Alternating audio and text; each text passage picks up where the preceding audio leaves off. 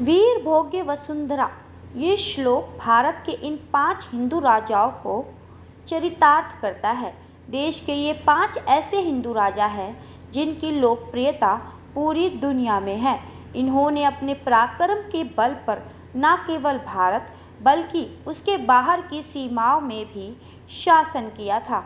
आपको बता दें, भारत को दुनिया वीरों की धरती के नाम से भी जानती है। यहाँ का इतिहास ताकतवर राजाओं से भरा पड़ा है, चाहे राजा पोरस हो या फिर चंद्रगुप्त मौर्य, अशोक महान हो या फिर पृथ्वीराज चौहान। सब ने अपने शासनकाल में कई ऐसी लड़ाइयाँ लड़ी हैं जिससे आज भी उन्हें याद किया जाता है।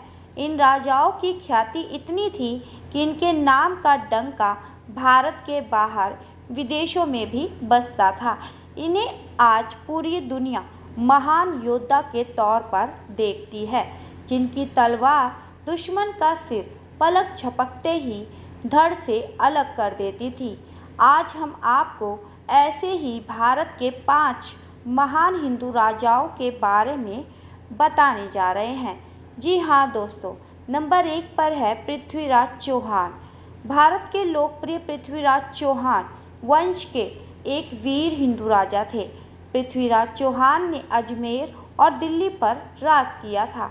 इनके शासनकाल के समय ही सबसे पहले मुगल शासकों का भारत पर हमला हुआ था। कहते हैं कि पृथ्वीराज चौहान इतने अधिक वीर थे कि उन्होंने 13 साल की उम्र में ही गुजरात के पराक्रमी राजा भीमदेव को युद्ध में हरा दिया था। पृथ्वीराज चौहान 6 भाषाएं जानते थे। इन्होंने मोहम्मद गौरी को युद्ध में 17 बार हार का स्वाद भी चखाया था। लेकिन साल 1192 में हुए दूसरे तराइन युद्ध में गौरी ने कन्नौज और के राजा जयचंद्र के साथ मिलकर पृथ्वीराज और उनके मित्र चंद्रबरदाई को बंदी बनाकर उनकी हत्या भी कर दी थी। जी हाँ, भारत के महान हिंदू राजा पोरस का नाम भी जब भी आता है तो एक भारतीय होने के नाते हमारा सिर गर्व से, अपने आत्मसम्मान से ऊंचा हो जाता है।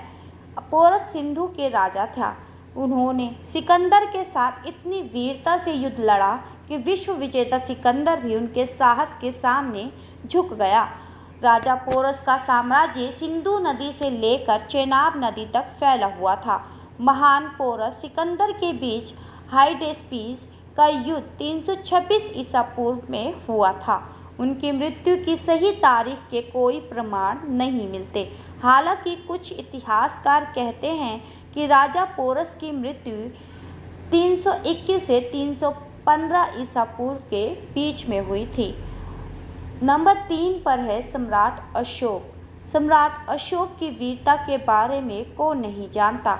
अशोक एक समय पर खूंखार योद्धा भी थे, तो कलिंग के भीषण युद्ध ने उन्हें विनम्रता का रास्ता भी दिखाया।